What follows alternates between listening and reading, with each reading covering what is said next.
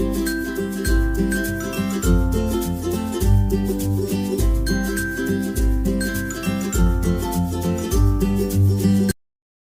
Friends, જય શ્રી કૃષ્ણ. મારા કિચનમાં તમારું સ્વાગત છે. આજે આપણે બનાવીશું એકદમ ક્રિસ્પી ટેસ્ટી કોબી પૌવાના વડા. આ વડા બાળકોથી લઈને મોટા સુધી બધાને ભાવે તેવા બનશે અને બાળકોને લંચ બોક્સમાં આપશો તો ખૂબ જ ભાવશે તેવા તૈયાર થશે. તો ચલો મારી સાથે સુપર ટેસ્ટી રેસીપી બનાવવાનું સ્ટાર્ટ કરીએ. રેસીપી સ્ટાર્ટ કર્યા પહેલાં જો તમને મારી રેસીપી ગમતી હોય અને હજુ સુધી ચેનલને સબસ્ક્રાઈબ ના કરી હોય તો પ્લીઝ સબસ્ક્રાઈબ કરજો અને બાજુમાં આપેલ બેલ આઇકન પ્રેસ કરજો એટલે નવી નવી રેસીપીના નોટિફિકેશન મળતા રહે. વાળના તમામ પ્રકારના પ્રોબ્લેમ સોલ્વ કરતું આયુર્વેદિક તેલ જે અમે લોકો ઘરે જાતે તૈયાર કરીએ છીએ, કોઈ કેમિકલ્સના ઉપયોગ વગર, બિલકુલ નેચરલ છે. ઘણી આયુર્વેદિક જડીબુટી ભેગી કરી આ આયુર્વેદિક તેલ તૈયાર કરવામાં આવે છે. જો તમારે ખરીદવું હોય તો તેના ઓર્ડર અમે લઈએ છીએ. ઓર્ડર કન્ફર્મ કરવા માટે વોટ્સએપ નંબર સ્ક્રીન ઉપર જોઈ શકો છો. જો તમારે આ તેલનો પૂરો વિડીયો જોવો હોય તો તમને આ ચેનલ પર મળી જશે અને ડિસ્ક્રિપ્શન બોક્સમાં લિંક પણ મૂકેલી છે.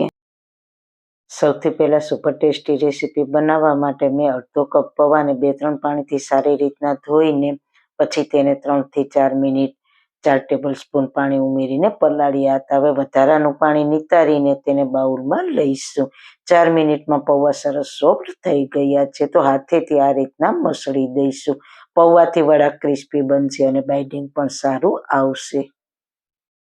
હવે તેમાં અડધો કપ છીણેલી કોબી, અડધો કપ છીણેલું ગાજર, અડધો કપ મકાઈના દાણા, અડધો કપ ઝીણી સમારેલી ધાણા ભાજી, 2 ટીસ્પૂન આદુ મરચાંની પેસ્ટ, સ્વાદ અનુસાર મીઠું, 1/4 ટીસ્પૂન હળદર પાવડર, 1/2 ટીસ્પૂન લાલ મરચું પાવડર, 2 ટીસ્પૂન સફેદ તલ, 1/2 ટીસ્પૂન અજમા, 1/4 ટીસ્પૂન હિંગ અને 1 ટીસ્પૂન આમચૂર પાવડર.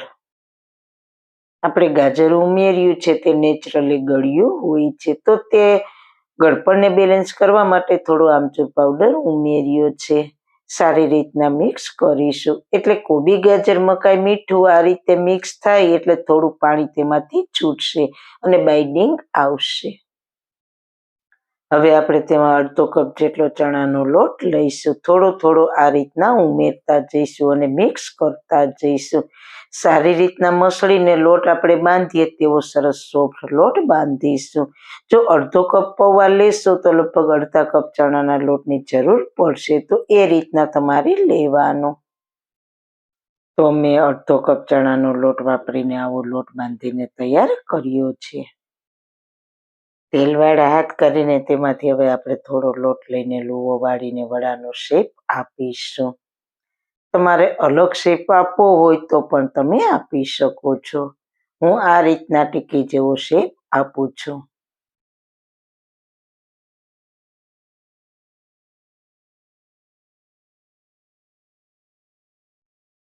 ઉપરથી થોડા તલ સ્પ્રિંકલ કરીશું એટલે વડાનો દેખાવ ખૂબ જ સરસ આવશે. તો આ રીતના બધા જ વડા વાળીને તૈયાર કરી લઈશું.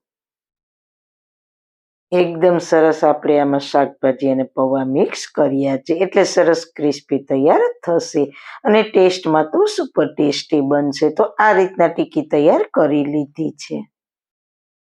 હવે આપણે પેનમાં તેલ ગરમ મૂકીશું. તેલ ગરમ થાય એટલે ગેસની ફ્લેમ મીડિયમ કરીને પેનમાં સમાય એટલા વડાને તેલમાં આ રીતના ગોઠવી દઈશું અને બંને સાઈડ ક્રિસ્પી અને ગોલ્ડન થાય ત્યાં સુધી તળીશું. તો 1 મિનિટ જેવું થયું છે તો હવે હળવે હળવે સાઈડ ચેન્જ કરીશું. તમે જોઈ શકો છો ક્રિસ્પી અને ગોલ્ડન આપણા વડા થવા લાગ્યા છે. આ જ રીતના બીજી સાઈડ પણ આપણે 1 મિનિટ જેવું તળીશું. તમે જોઈ શકો છો બંને સાઈડ ક્રિસ્પી અને ગોલ્ડન કલર આવી ગયો છે. હજુ થોડો કલર બદલવા દઈશું. તો આપણા સરસ ક્રિસ્પી અને ગોલ્ડન કલરના વડા તૈયાર થઈ ગયા છે તો તેને કિચન પેપર પર લઈ લઈએ. તો છે ને એકદમ કલરફુલ અને ક્રિસ્પી તો આ ગરમ ગરમ વડાને ટમેટો કેચઅપ સાથે સર્વ કરીશું અને બાળકોને પણ લંચ બોક્સમાં આપી શકશો. તો ખૂબ જ ફટાફટ બની જાય તેવું આ કોબી પૌવા અને શાકભાજીથી ભરપૂર અને ક્રિસ્પી મંચુરિયનને પણ ભૂલાવી દઈએ તેવા બન્યા છે. તો જરૂર એકવાર ટ્રાય કરજો. છે ને એકદમ પરફેક્ટ વડા અંદર સુધી સરસ કૂક થઈ ગયા છે. તો સારું ખાઓ, ખુશ રહો. આવી સરસ રેસીપી જોવા માટે તમારો ખૂબ ખૂબ આભાર. મારી રેસીપીને લાઈક કરજો, શેર કરજો, મારી ચેનલને સબસ્ક્રાઈબ કરજો. ફરી મળીશું નવી રેસીપી સાથે. જય શ્રી કૃષ્ણ.